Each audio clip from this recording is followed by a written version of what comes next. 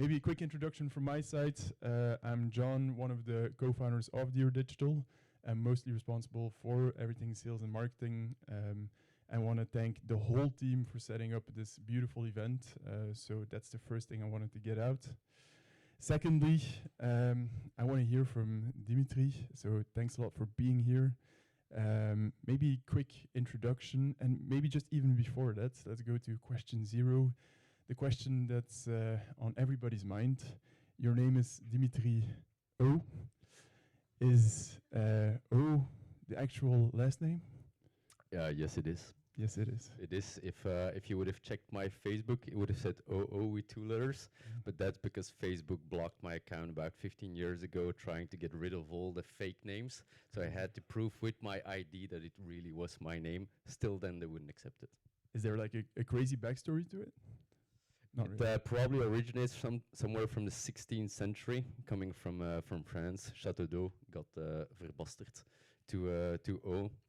The story that my dad used to tell, and he's bigger than I, blue eyes as well, very silver hair, that apparently in Norwegian, island is pronounced Oi. And so when the Vikings came to our regions, the man of Oi, stuck, but apparently it was all made up. But it's a good story, I like it. Awesome. All right, maybe just quick introduction to the audience, and it can be really short. Who are you and what is Loop Earplugs? Just to set the whole stage, let's say. And afterwards, I obviously want to dive into your background and everything on how you started Loop Earplugs. All right, awesome. So as mentioned, my name is Dimitri O. I am one of the 2 founders of Loop. Maarten, my co-founder, is a very good friend of mine. He lives in New York. I live in Berchem, where our headquarters are. Loop is a project that we started actually many years ago, originated from a passion and a frustration that Maarten and I share. A passion for music, nightlife, doing a lot of fun but loud things like motorcycling, racing and stuff like that. And as a result, both of us have hearing damage. It's called tinnitus. Basically means that there is a constant buzzing in the back of my head, my ears. Silence does not exist for me anymore, and it's been like that for at least 10 years. And it's noise induced, meaning that I went to too many clubs for too long without wearing any kind of protection. Maarten also suffers from the same. And a couple of years ago, we started exploring this. We're aware that we were having this tinnitus. And the apparent solution was to wear hearing protection when you go out, when you ride motorcycles, etc. The problem was, and this is where the frustration of the story comes into play, is that we absolutely hated it, all the products that we could find on the market, ranging from the free foamy ones that you typically get at festivals and clubs and stuff like that. These are products that are made for industry or for sleeping, not for going to a concert or a festival, all the way to custom-made hearing protection, where there actually we found that the acoustic quality of these products is really great, to an extent, and that was one of the funny things I thought when I was wearing them. I was talking to people in a loud environment. I didn't have the impression that I needed to shout so much because I could more easily understand the conversation. And so people would always lean into me, like get in their face right in front of me, which was signaling me like, okay, this is actually making a real difference for me. The problem with the custom-made hearing protection is that not only it costs quite a lot of money, but you can also not just arrive at the club and buy them. It needs to be custom molded. Obviously, it takes a couple of weeks. So together with Maarten, we basically came to the conclusion, if you look at the entire category of the products, either they don't sound right, they don't feel right, they're not comfortable, or they're not looking right. And that is basically how we started Loop, is to redefine what an earplug should sound, look, and feel like, and trying to make the entire category desirable so that people would start wearing them because they wanted to and not because they had to. Well, thanks a lot for that short introduction to Loop. I think what I wanted to get into first is ask and dive a bit deeper into how come you started Loop, and I think the origin story makes a lot of sense, and I think it would make a lot of sense for people here also. I think we've all suffered a bit from the similar problem, except for the tinnitus then. But maybe just a bit on your background. Were you 5 and were you like, okay, I'll be starting an earplug company? Were you 16 when it became clear you wanted to be an entrepreneur? Was it always on your blood? Your dad with the silver hair, is he an entrepreneur? My dad is not an entrepreneur. My granddad was, and the one thing that my dad and my two brothers and myself have in common is that we're all engineers. So good fun for my mom. She loves family dinners with four engineers at the table. But the entrepreneurial part of me sort of emerged, I think, when I was, when is it going to be, in 2012, 2011, something like that. I had finished my studies. First job was a complete mistake. Started working in sales and marketing for Eneco, energy supplier. Back then, for those who remember, 2010, 2011 was when Electrabel, before it was Engie, was still like the major energy supplier. You had Luminous that was doing some stuff as well, and all the rest basically was just in the margin. And in 2011, Van der Lanotte, back then the Minister of Energy, was really trying to open the market and did that quite successfully. So I was first of all at Eneco, going from the third person in the sales and marketing team and 40 people overall to a company of more than 200 people. So really scaling up very nicely in 2 or 3 years, and at the same time seeing a lot of opportunity in the market. Yeah. That I thought this can be done a lot better. And when I say this, I mean like getting the right contracts, supply contracts of gas and electricity to people. And so in 2012, end of 2012, I gave my demission at Eneco to start my first own project, which was called Tariefchecker. Okay. .be was an online comparison site of gas and electricity suppliers to an affiliate model that I sort of built out over a couple of years, doing some freelancing on the side because it wasn't very successful from day one. Had to build up, but learned a lot about online marketing doing that. And then at some point, and credits where credits are due, Maarten was actually the one who originally had the drive to go after that redefinition of the product's hearing protection. And at the moment that there was a very rough model of what is today our Loop experience, he started asking around his friends, like, okay, who else believes in this project? Who has the right skills? With whom do I think that I'm a good duo? And quite fast we found each other, and the rest is history. Nice. Did you then study sales and marketing? I heard it actually in a different podcast that it was not rightly so, right?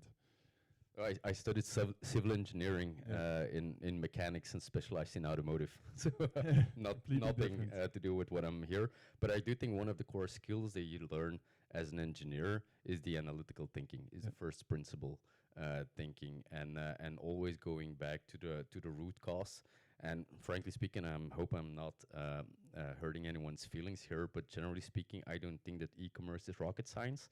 There's a lot of very simple principles that you need to apply all the way, regardless of how big you are, or what you're doing, or what channels, or what products you're trying to sell. So a lot is available out there. Just be curious, learn as fast as possible, test, and build on that. And that's basically how we build our skills. Nice.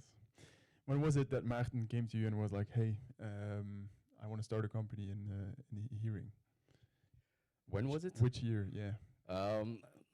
Probably the first discussions that we had must have been 2013, 2014, something like that. Then in 2015, we applied for a start at KBC, which was still in the Boerentoren in Antwerp back then. And in May, we got accepted. I was already obviously working as an entrepreneur at that point. Maarten was working for Microsoft. He gave his demission, and then we started basically working on a project.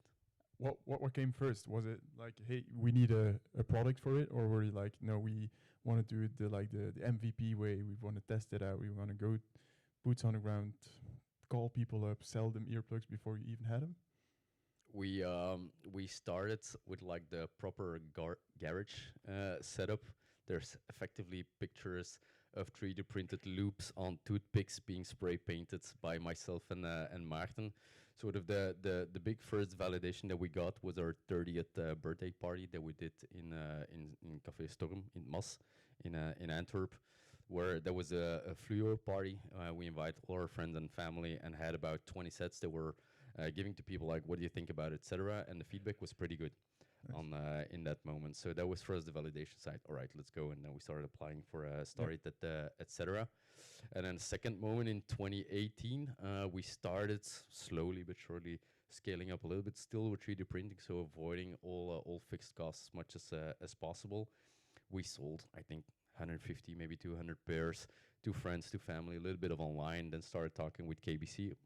Look at the results. Look at the ROAS on our performance ads. This is the kind of system you do. Just times 10, times hundreds, everything follows. It's amazing. Can we get some money? And they said yes. So Nice. the first loan that we got in 2017, even that was 75,000 euros from KBC as a straight loan. So during 2 years, we had the cash in our account, and we could work on that. And from there on, we started manufacturing a little bit more, selling a bit more, started talking with investors for our first small round in 2018. Nice. And maybe just a bit around the product development, because I can imagine developing an earblock, it's really not that easy, even though you're an engineer. Did you do it? Does Maarten have any skills in it? Maarten did the majority of the work together with a freelance product developer. Good. And there also it was very much 3D printing, first principle thinking. Because Maarten is commercial engineer, handelsingenieur, so also has that same kind of thinking, but without knowing anything specific about acoustics. But there we went into, first of all, proper market research, absolutely testing everything on the market, and seeing what was working, and then working with universities. Worked with the University of Antwerp, of Ghent, of TU Delft, etc. And so from there on, we sort of built a basic knowledge that then evolved over the different generations of our product. Are you ashamed of the first Loop earplugs? If you look at them now, I'm ashamed enough. You're probably referring to the famous quote: "If you're not ashamed, you've launched too late." Yeah. There's a lot of, when you see those first pictures, those first packaging, the first logo, you go like, how is it possible that we launched something like that? But the product was working, and I think that is a very important nuance when you think about this quote. Is that obviously you cannot bring shitty products to the market. Embarrassed doesn't mean that it's disgraceful.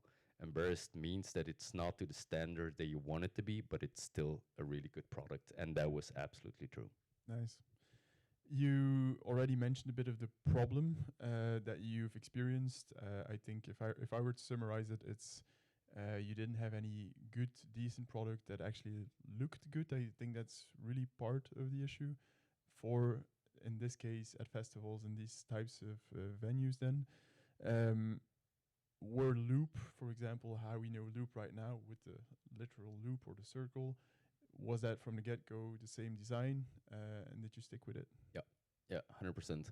I could tell a whole story of how that shape came to life.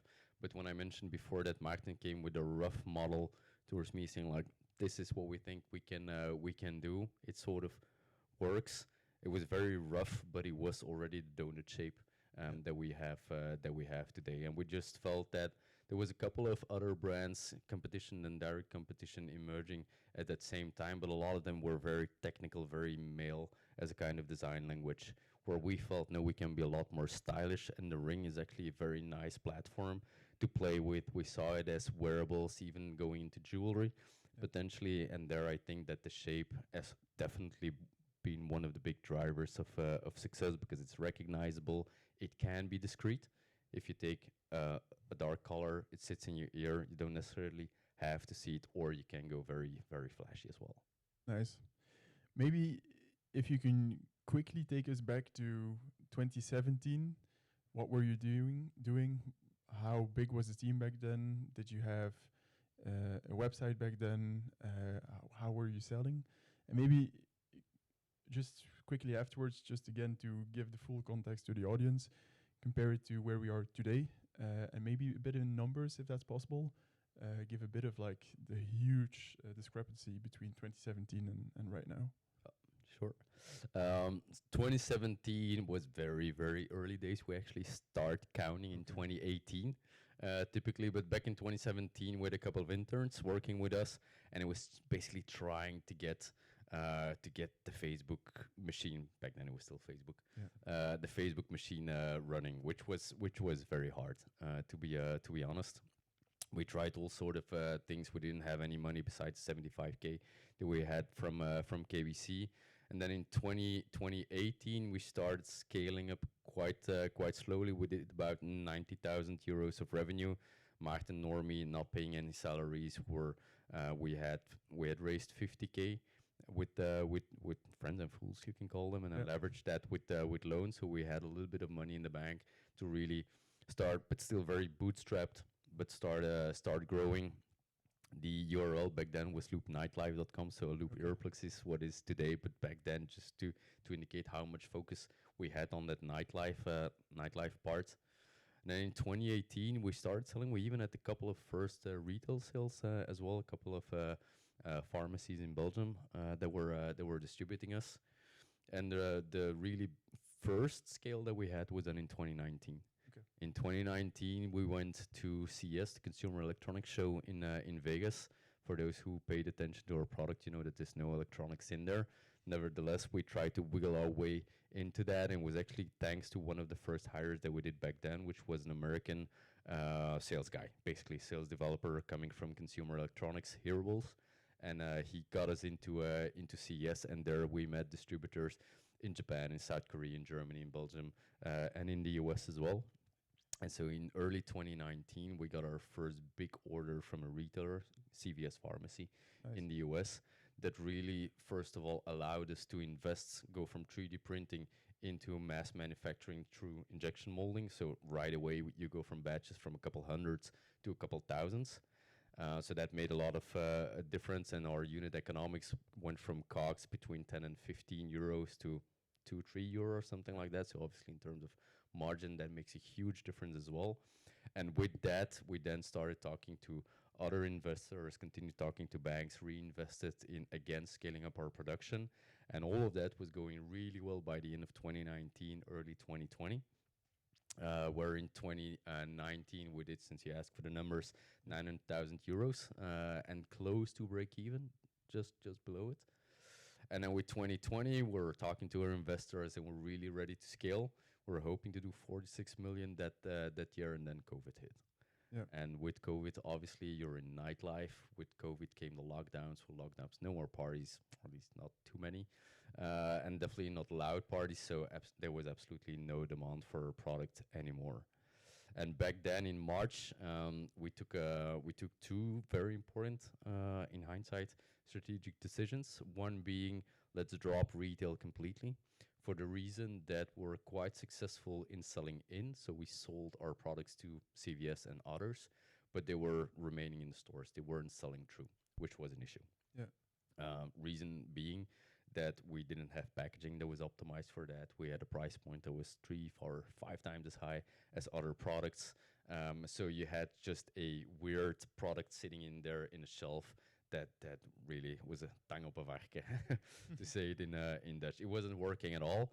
And more importantly, we didn't have any feedback from the retailers. We had no idea, the few people that were buying, why were they buying, how were they buying, where, etc. So we had no information whatsoever to actually improve our value proposition in those stores. But that's a pretty ballsy move, because you just had one of your biggest orders just recently, and then suddenly you're like, no, we'll stop this one.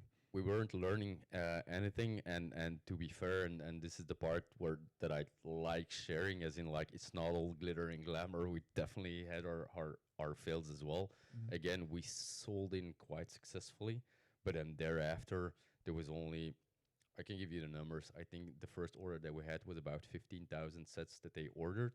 Over the year after that, they only ordered 10,000 more.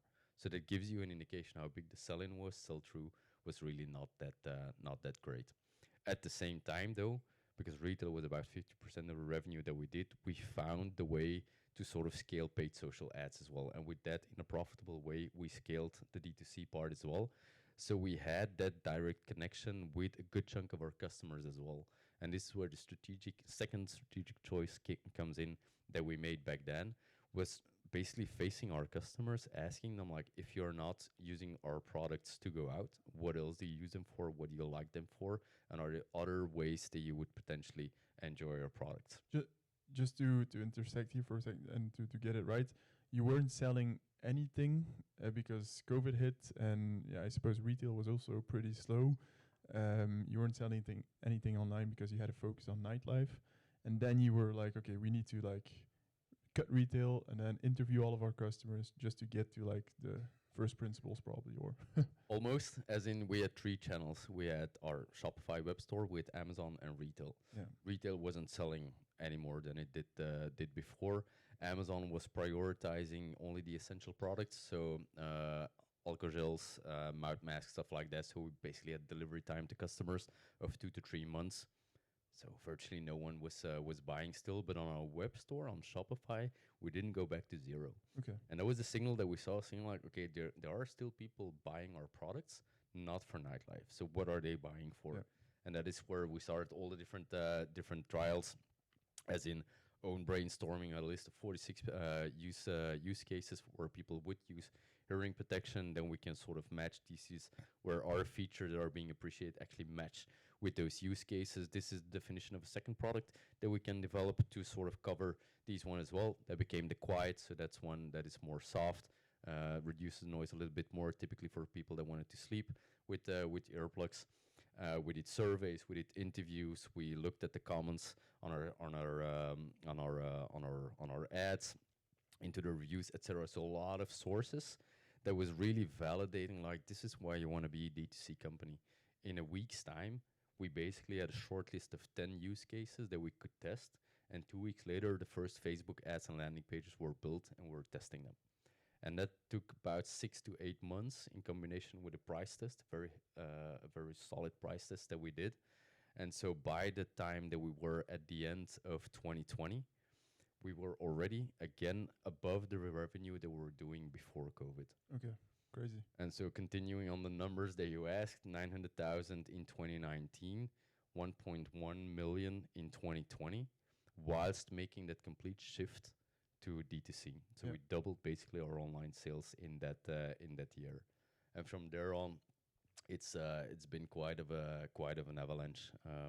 There was an influencer organically, we didn't know her, that went viral on TikTok beginning of December, so right after Black Friday of that year. That was basically confirming everything that we were sort of sensing as a new positioning, but couldn't quite really put our finger on it. We were understanding that very clearly people were using earplugs not for protection, but also for comfort. And comfort through control of unwanted noise. And the way that she expressed it in our video was talking about sensory overwhelm and the fight or flight reflex and what noise is triggering in her body. And that resonated so incredibly well with her audience that it went viral. Out of that, basically all the stock that we had available after Black Friday was sold out in 2 days. Out of that came other organic influencers, and that was really an avalanche. And then to accelerate a bit on the numbers, we did 1.1 million in 2020, 12 million the year after, 42 in 2022, 127 million last year, and this year we'll do about 185. Insane. Maybe a bit around the team. You had a few interns. Now, how big is the team? About 300 people. Yep. All right. All right. I want to get into a bit of that inflection point you mentioned there. If there is an actual inflection point, because you said the influencer changed a lot. Have you ever sent her like a thank you note or something? Or Yes. Yeah. Her name is Casey. One of the first things that we did was jump on a call with her to really get good understanding of why she was telling what she was, why those words, etc. We're quite lucky that she was actually a therapist as well, so she could express her thoughts pretty clearly. And she's an influencer who today still works with us. Nice. And was it like an affiliate marketing, or was it really organic where she just posted like, I bought these? And she was 100% organic. It was our followers on Instagram saying like, hey, do you know there's someone on TikTok talking about you? Ooh, nice. And then we found her. Insane. All right. Maybe you mentioned all of like the 10 use cases. are there still 10 use cases today that work really well for you, or are they 20 use cases? Has that expanded? Is there one driving the main revenue, like 90% of the revenue? No, it's quite split. Everything depends on how you define, how strict you define the use cases, but it's a bit less than 10. Not all of them were as successful. We have a couple in the back pocket that we can explore if we wanted them, if we wanted to. But I think focus is quite important as well, and you try to get some consistency across the audiences that you're working with. Yeah. The way that we define it at the moment is that you have basically three need states that typically a life of a looper they go into. It starts at night with recharging. So a lot of people use earplugs when they want to sleep because they don't want to have the noise, the airplanes, the bin, whatever it is.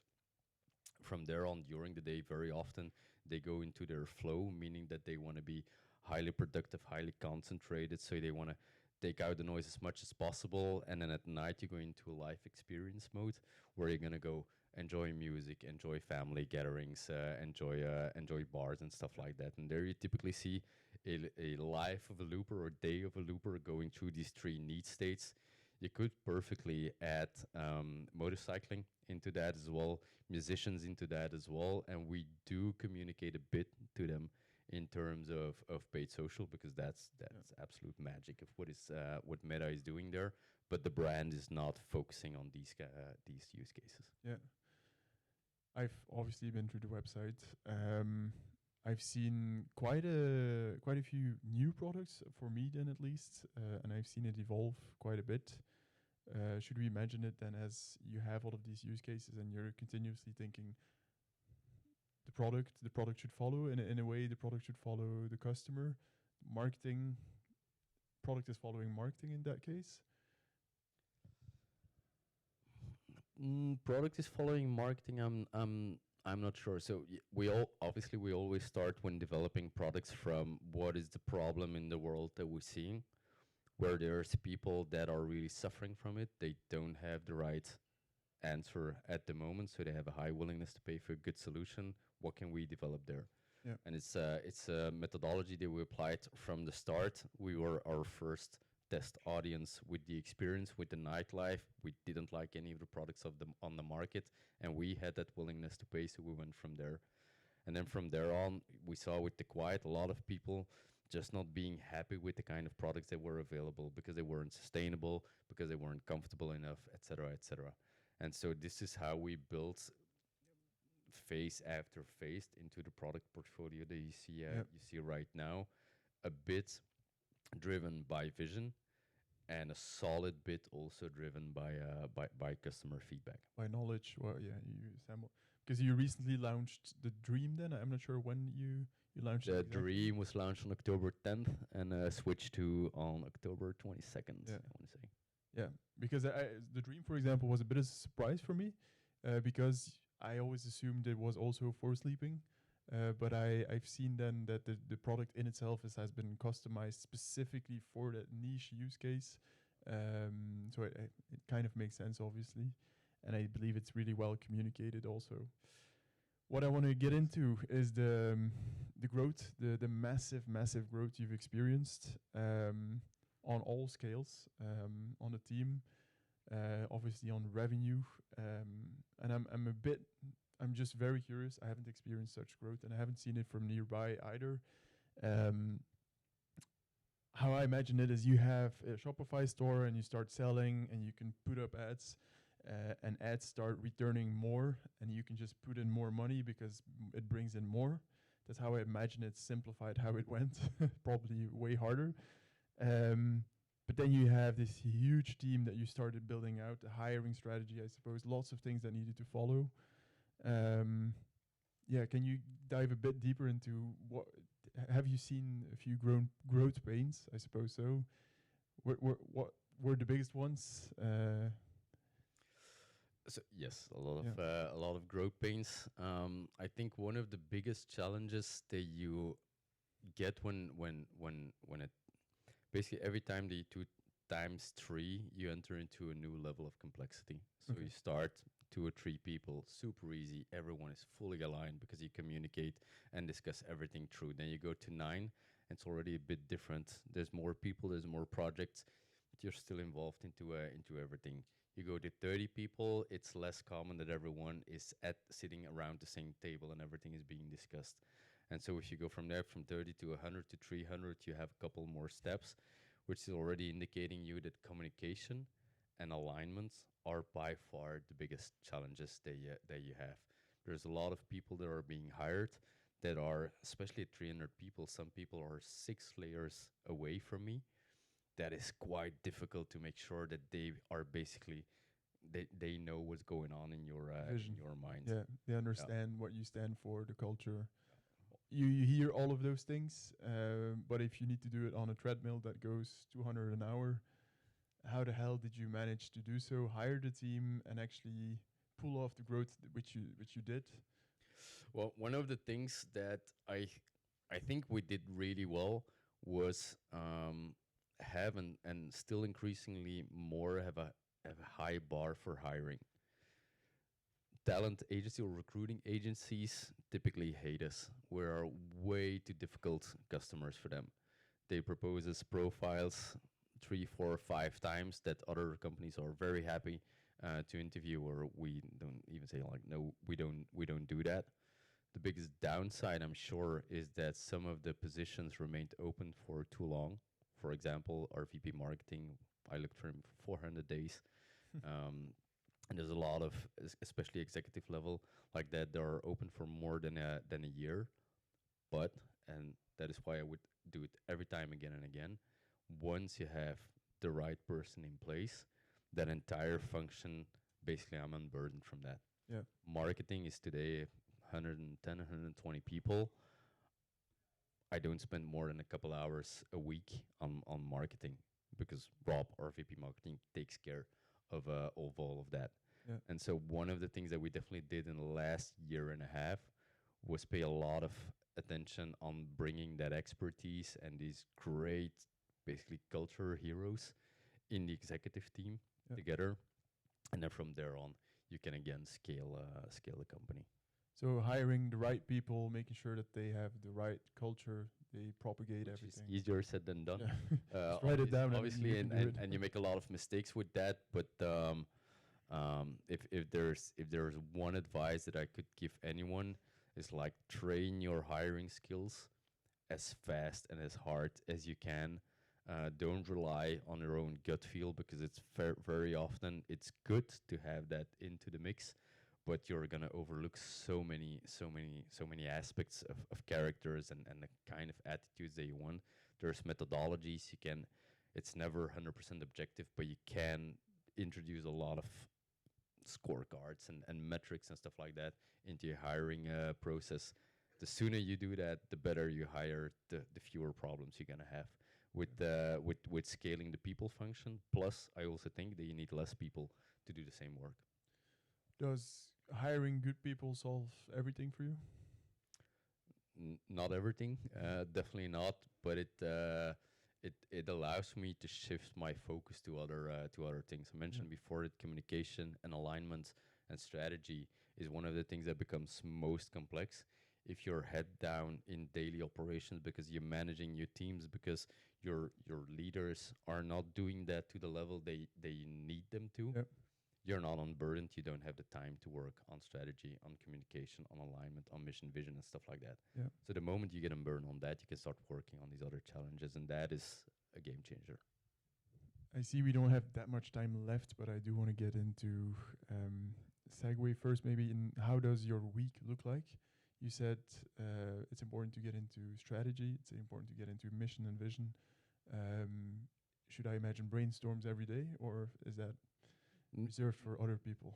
Not every day. And strategy is typically set on different levels. So depending on what level we're operating, I'm less or more involved.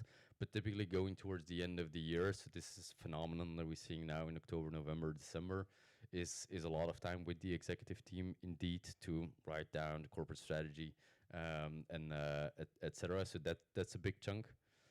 Recently, for me personally, I took over the operations team about a month and a half ago.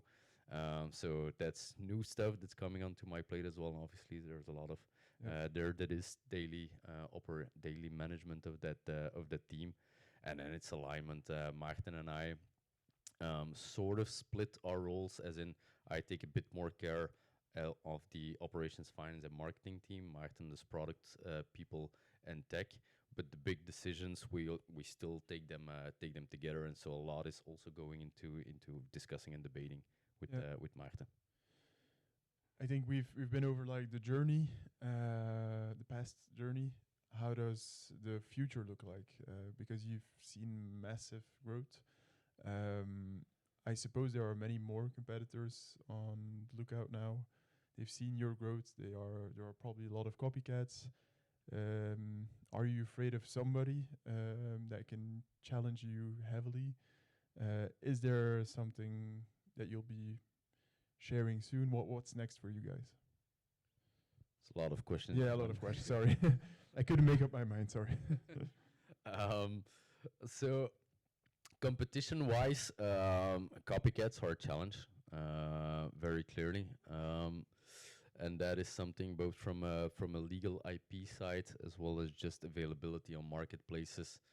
Our margin is their opportunity. Famous quote from Bezos, I think it was, which is something that we're seeing very clearly. So we have one person permanently working on just takedowns Yeah. of copycats, and that's the kind of dilution of focus that you'd rather Yeah. not have. Has Bezos been a problem already? Bases themselves not, but they could do a better job at protecting the brands that are the authentic ones. Okay.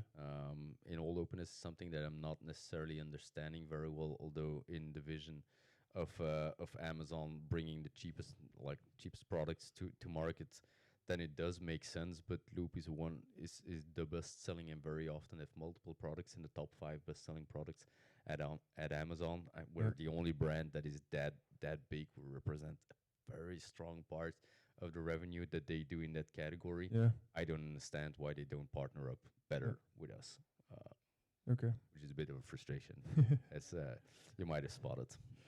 Maybe a bit around mission and vision. I think it's your life at your volume, if I'm not mistaken. That would be the tagline. Yeah, how does that look like in the coming 5 years? What are you doing within 5 years?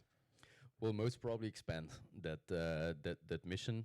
Not that we feel that within the space of hearables, we've done everything that can be done. There's definitely a lot of development and room for growth still into that, but we also feel that there is room for more.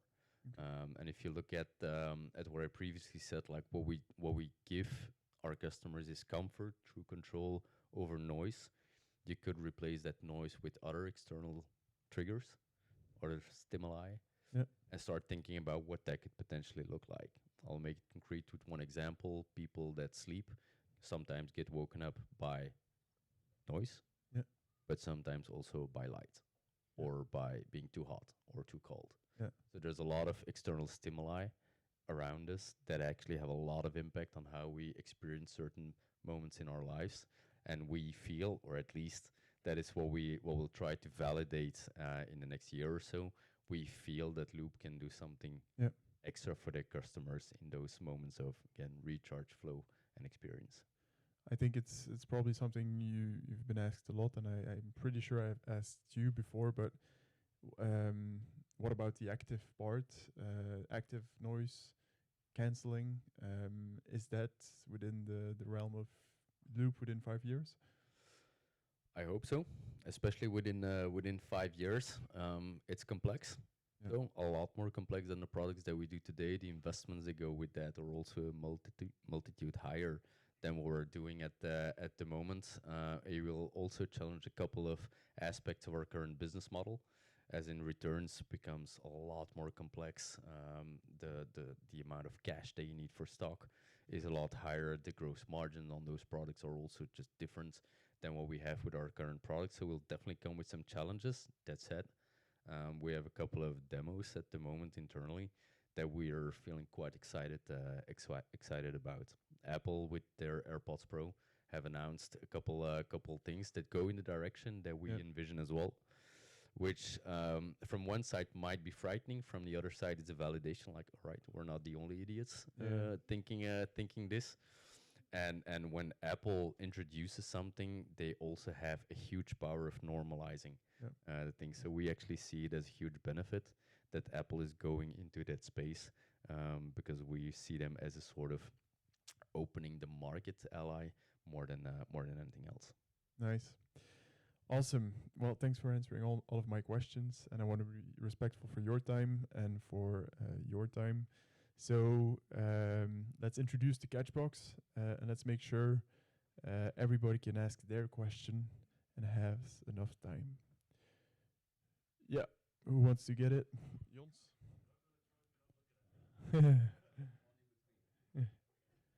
Very nice, Charlotte. Is it? Yeah, okay. I know a friend of mine who works at your company, but I do not know what he does. He's an AI specialist at your company, and for me, it's Is it Vince? incomprehensible. Yes, it's incomprehensible what his task is. Like, how could AI have something to do with earplugs? Vince is at the moment working on marketing projects, actually. So what he's doing is that he's combining several tools to generate both images and videos to actually accelerate our creative process by basically reducing delivery times from 2 to 4 weeks to 45 minutes, which is a project he's been working on for the last 2 or 3 months, more or less, and that is delivering the first assets that are going into the market, so to speak, at the moment, which is super exciting. That said, so that is what Vince is doing. That said, we also see a lot of potential for machine learning in the products that we might develop. To be seen, obviously, if we have the right to play in that kind of technology. But very simply, what we try to do with Loop is giving everyone the freedom to choose what the world sounds like. This is something that's very personal. What is music for one person is noise to another. The things that you want to hear, for example, your name, are not necessarily the things that John wants to hear. And this is where machine learning and AI can play a huge role into selecting these are the things that I want to pass through, these are the things that I want to amplify, and these are the things that I want to attenuate. And so we do see AI in a lot of different areas in the business, both in product, in marketing, also in people, working on that. That triggered a lot of questions. Thank you. I know someone who knows someone that works at Loop. And I hear a lot of good things about the company culture. Can you tell a bit more how you have built this company culture? I think that's also an important point. Yeah, sure. I think we started thinking actively about culture about 2.5 years ago, maybe 3 years ago, where for the first time we sort of tried to define what Martin and I thought was making us successful and what we think are good principles that everyone should adhere to. And in the beginning of this year, we reviewed those values because we felt that some of the parts were missing out. The ones that remained there was think big, for example, which means that typically we try to think as scalable as possible. Let's not do anything that doesn't really move the needle, which doesn't mean that for everything you go big, but you think big. You start small so that you can scale it up. That's, in a sense, what think big means. Stay curious is one of the things that is super important as well, going back to our on the skills that we developed studying engineering. It's about asking questions, trying to understand the core root, and always going back, being very humble. I don't know everything, so I'll take in whatever feedback is coming and try to form my opinion based on that. Two that we introduced in the beginning of the year is make it happen and keep it simple, and especially keep it simple was a very important one. Is one of the value that the team was super happy to hear that was the thing that we're introducing, because you can imagine if you grow from a team of 3 people to 300 people in 2.5, 3 years time, that with that there comes a lot of complexity of processes and a lot of stakeholder management and everyone has a say in something, and so actively combating that and trying to keep things as simple as possible is, I think, one of the crucial values that we have. Drive together is another one, super important. We see that towards our customers and towards our employees, which is probably one of the reasons why you're hearing that the culture at Loop is nice, is because we really have that common understanding. I want to say, keeping everything together. Thank you. Yeah, thanks a lot for being open about also, especially a really big product fan as well, but I think especially how you think of journeys, I think is very inspiring. But I wanted to double click on the point that you made, what helps in this, let's say, fast growth phase. I experienced a similar thing at Ace and Tate that sells eyewear. And I think if I understand your question, for your answer correctly, that it had somewhat to do with sort of codifying that culture in a way, right? So the things that were important in the beginning, how do you scale that? Did I understand correctly? Like, is there sort of a codified playbook that extends a bit on culture, which is maybe a subcomponent, or did you land basically on sort of an operating model, or what sort of the tactical thing to achieve that? Culture, yeah, in terms of culture, like making sure that the culture is being lived. Well, that's partly what I understood, but I think also what you answered is that sort of what I experienced personally is the effective communication is just so much difficult. If you all sit on one kitchen table, quite easy. But if you grow, we also grew from like, I don't know, 20 to 100 people at HQ. Yeah, then how do you still effectively communicate the vision and the mission, and actually people do what they that not so much that you tell them to do, but how you trigger that? What's the instrument for that? Like defining your culture, I think, is one part of that. But what are other, like, for me was very recognizable. That's what I wanted to say. But the how, like, what's sort of the technical thing to do that? It evolves over time, and we haven't found the perfect formula yet. It also changes depending on how the team grows. One of the things that next to culture, we feel plays a big role as well, is doing all hand meetings and open, anonymous, if they want it, and unmoderated Q&As. So in every get around that we have, and especially when there's a more challenging topic on the agenda, we leave everyone, and without being prepped, no moderation whatsoever, Martin and me just answering the questions that come up. And there I feel has big impact on how people feel that they can really trust us as leaders despite not being with us in rooms on a daily basis. Yeah, perfect. Thanks. Hi, Dimitri. Hey.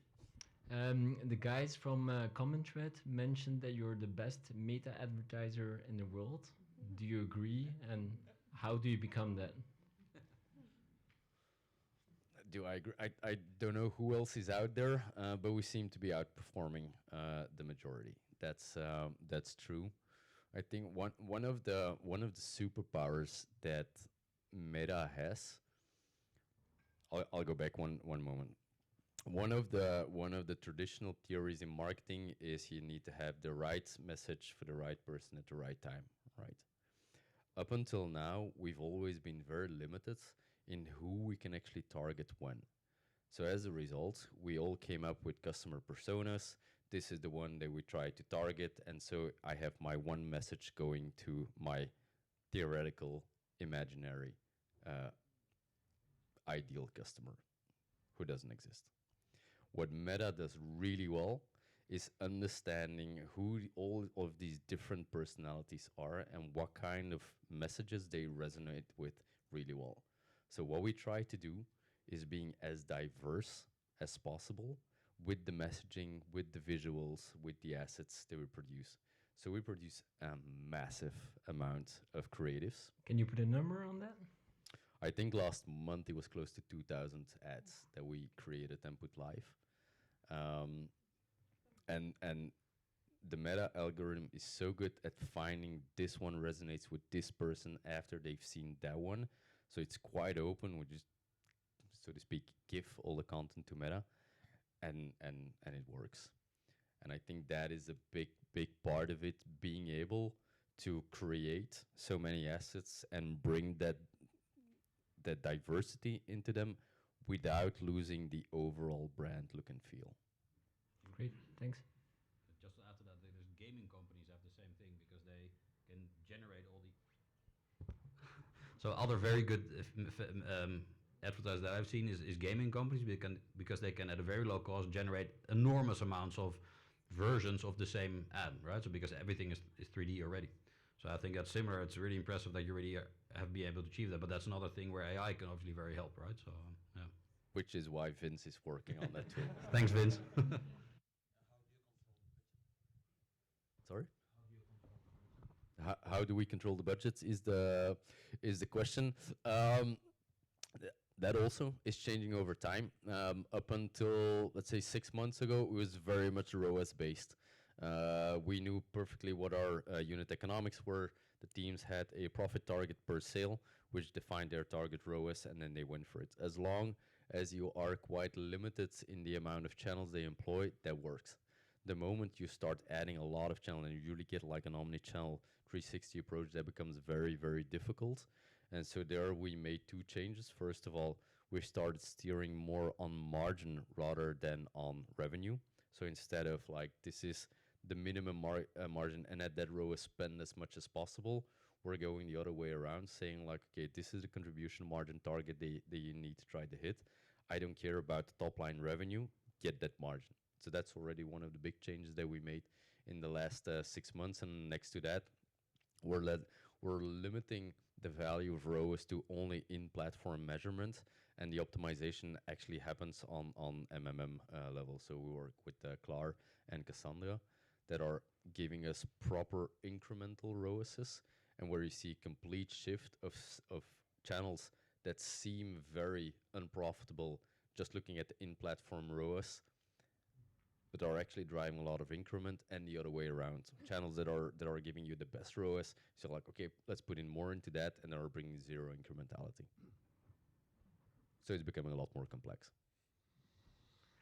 Just coming back on the 2000 ads question, what would you advise for smaller brands then? Because of course we don't have the budgets that Loop has. And then you often hear you have to have one very consistent message. So what would be your advice if you don't have the budget to put up 2000 ads, or how did you start and before you were at that stage? First of all, let me start. I strongly disagree that you need to have one consistent message, because everyone resonates differently with a message, and that is exactly the superpower of Meta. They can allow to bring that different message to different customer groups. So that already would be one. Let go of that always the same thing. No, try to. Have you heard about the Life Force 8? It sort of indicates like what are in our reptile brain, what are the 8 things that drive basically our behavior. And it goes from safety to success to sex to, there's 8 of them. Try from that perspective, creating a lot of different angles. Obviously use ChatGPT to make that a bit broader, generate a lot of content with that, and start exploring with relatively small changes, but bring as much diversity as you can into the creatives. So I wouldn't start saying like, should I put my call to action on the top of my image or on the bottom of my image? That doesn't work anymore. Is it more like, am I showing my product, a person, a word in my ad, and go from there? So you have a couple of angles, and then you multiply with different executions on that. And then hopefully AI can help generating these assets as cheaply as possible. You have some services out there, agencies that can help with that as well. We're of course fortunate though that we have a relatively low average order value, so our acquisition costs are relatively low. So getting to those 50 signals on Meta doesn't cost that much for us. If you have an average order value that is 4, 5, 6 times high, the spend for each creative needs to be high as well, which is not the case for us. Basically, with a spend of 1,000 euros plus 200 euros for an asset, we have validated whether that works or not. And then one more practical question. You said that the first thing you have to do as a founder is strengthening your hiring skills. What would you recommend? Are there certain trainings or books or podcasts that you would recommend? We liked Hiring for Attitude very much, both Martin and myself, as a book which basically describe like what are the character traits, the attitudes that you want to see. How do you build questions that gauge specifically for that kind of behavior in the past, so you avoid any hypothetical future answers, but only looking back at the past, and then you have your answer keys ready so that you can be as objective as possible, saying like, okay, for example, I want to hear strategic thinking, and when strategic thinking, it starts with a why, and then where do you want to go? Was that in the answer, yes or no? You don't really care about what exactly it is what they're saying, but how are they structuring their answer? What kind of elements do you want to see in those answers? And that already brings a lot, especially gauging in future. In past performance of these and behavior of these people,